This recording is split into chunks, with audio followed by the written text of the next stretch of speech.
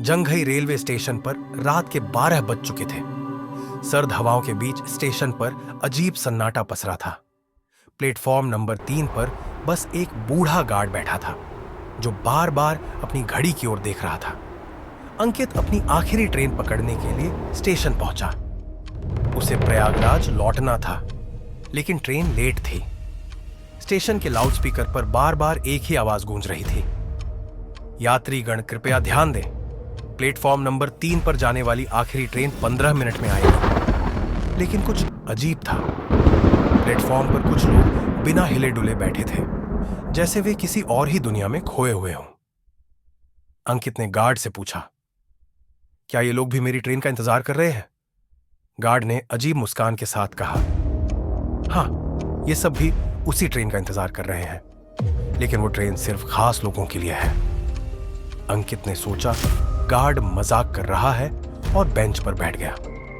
लेकिन तभी ठंडी हवा के झोंकों के बीच उसे एक पुरानी टूटी हुई सीटी की आवाज सुनाई दी। घड़ी ने ठीक 12:30 पर बजाया और प्लेटफॉर्म पर एक पुरानी स्टीम इंजन वाली ट्रेन धीरे धीरे आकर रुकी। ट्रेन से न कोई आवाज आई, न ही कोई कोलाहल।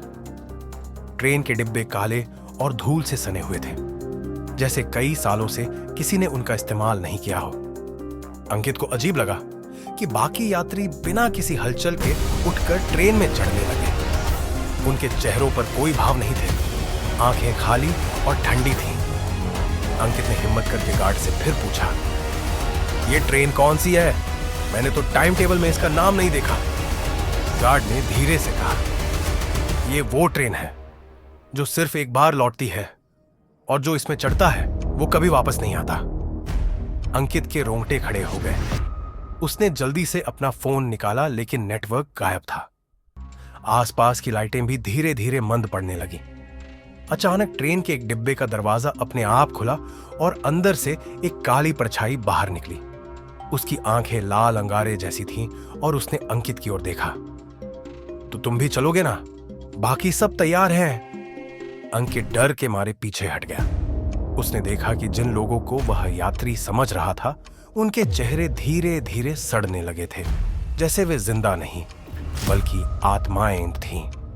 अंकित ने भागने की कोशिश की, लेकिन उसके पैर जैसे जमीन में जम गए थे।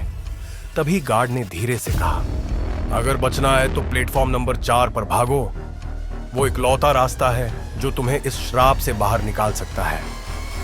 अंकित ने पूरी ताकत से अपने पैरों को जमीन से खींचा और प्लेटफॉर्म नंबर 4 की ओर भाग पड़ा। लेकिन ट्रेन के डिब्बों से आत्माएं बाहर निकलकर उसका पीछा करने लगी। हर कदम के साथ स्टेशन और भी डरावना होता जा रहा था। दीवारों पर खून से लिखे संदेश थे, कोई बच नहीं सकता, अंतिम स्टेशन यही है। अंकित ने देखा कि प्लेटफॉर्म नंबर 4 पर कोई ट्रेन नहीं थी, बस एक टूटी फूटी पटरी थी जो जंगल की ओर जाती थी। लेकिन गार्ड की बात याद करके उसने वही रास्ता चुना। जैसे ही अंकित पटरी पर दौड़ता गया, पीछे से ट्रेन की सीटी फिर से गूंजने लगी। लेकिन अब वो सीटी नहीं बल्कि आत्माओं की चीख जैसी थी। अंकित अंधेरे में दौड़ते हुए बेहोश हो गया। जब उसकी आंखें खुली तो वो प्रयागराज के अपने घर में था।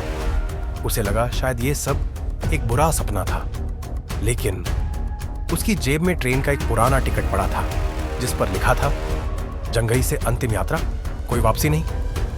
अंकित के कमरे में अब भी वही सर्द हवा बह रही थी और दीवार पर खून से लिखा था, तुम तो बच गए, लेकिन अगली बार कौन बचेगा?